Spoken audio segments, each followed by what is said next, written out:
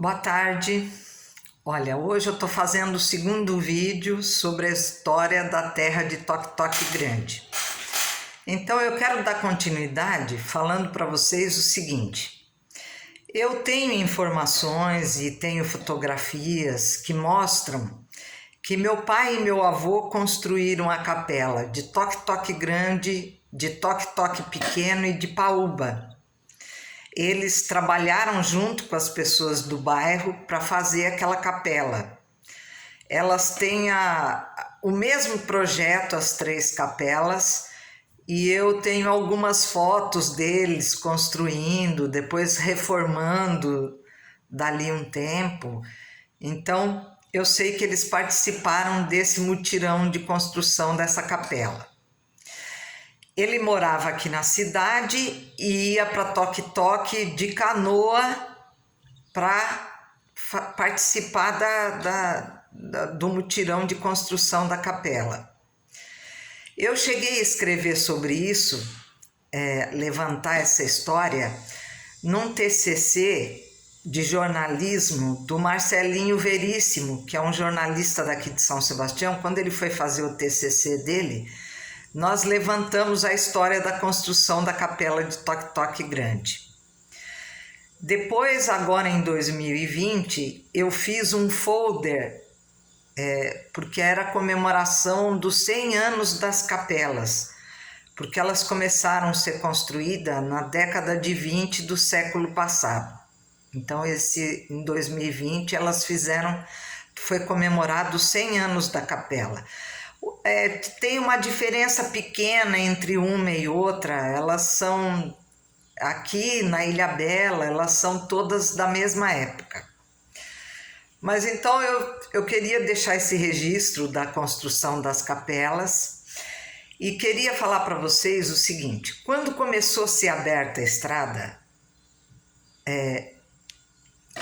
ela foi aberta de São Sebastião em direção a Santos, tinha um grupo de trabalho daqui, e tinha um grupo de trabalho que vinha de Santos em direção a São Sebastião. Então, as duas equipes um dia iam se encontrar. O dia que finalizasse a estrada, as duas equipes estariam se encontrando. E antes da construção da estrada, muitas pessoas plantavam banana em Toque Grande, Toque Pequeno, Boiçucanga. Meu pai, meu avô, meus tios, seu Agnello. Eu conheci muita gente que tinha plantação de banana, porque naquele tempo o Estado subsidiava barcos que passavam nas praias colhendo a produção de banana e levavam para Santos, para vender em Santos, porque tinha um bom comércio para banana, e aqui era um local onde era produzida a banana. Então o Estado subsidiava os barcos, e nós temos muitas fotos antigas desses barcos carregados de banana, transportando a banana para Santos para serem vendidas lá.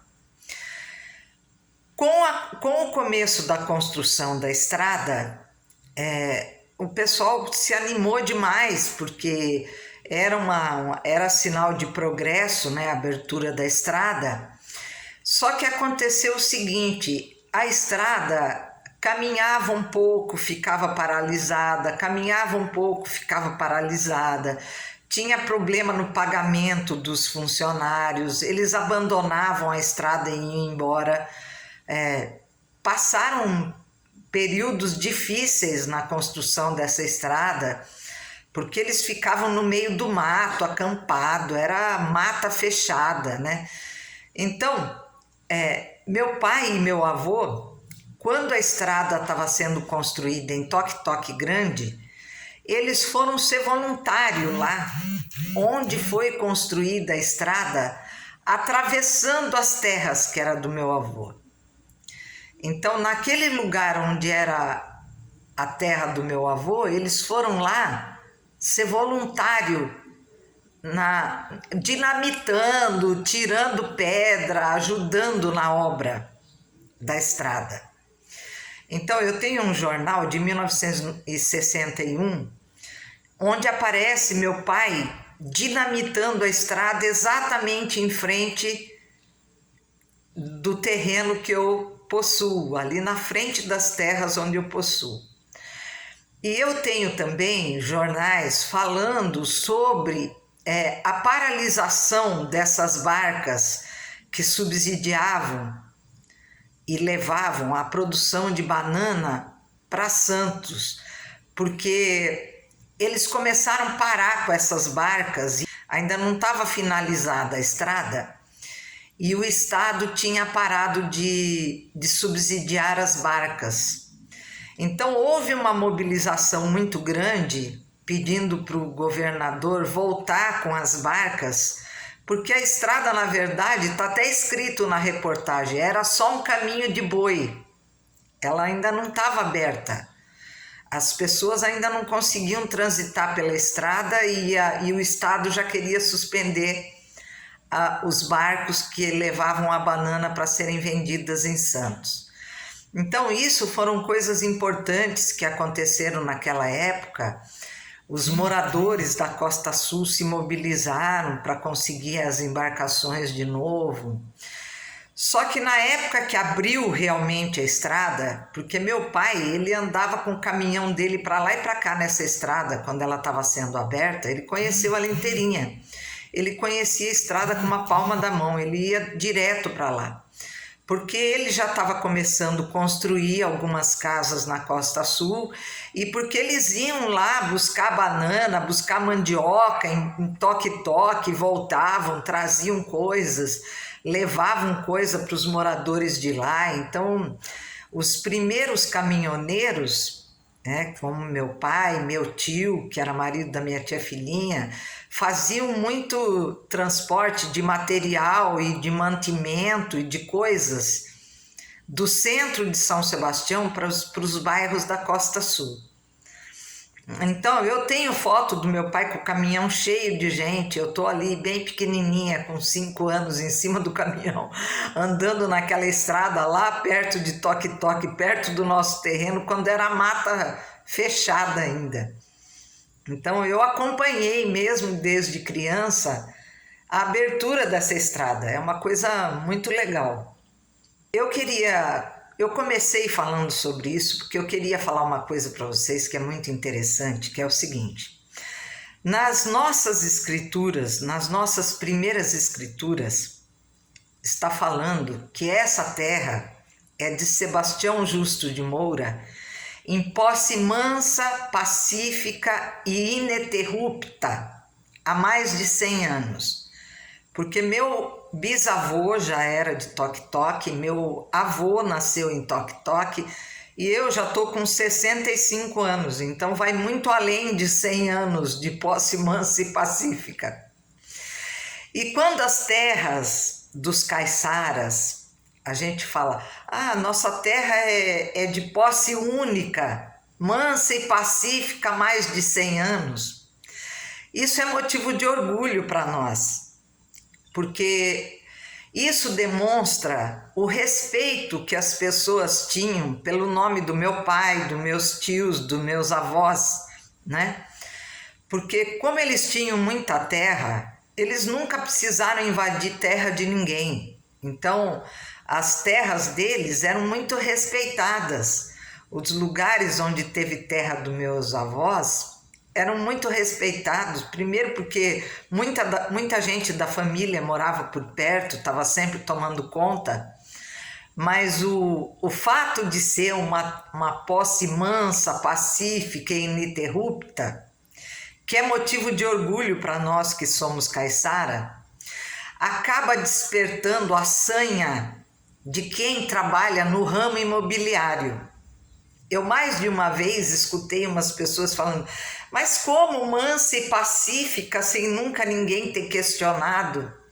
Isso criava um desdém, assim, um certo desdém de pessoas que trabalhavam com imobiliária, né? Eu acompanhei muitos casos aqui em São Sebastião de imobiliárias que fizeram invasões em terras de caiçara, né? A gente sabe de muito caso, tem muita coisa registrada em livro. O genocídio dos caiçaras é um trabalho da Priscila Siqueira, que é fonte riquíssima para quem quiser conhecer esse tipo de enfrentamento que aconteceu depois da década de 60, com a abertura da estrada, em terras que eram centenárias, que eram posses centenárias de caiçara, como essa terra minha é posse centenária em Toque Grande.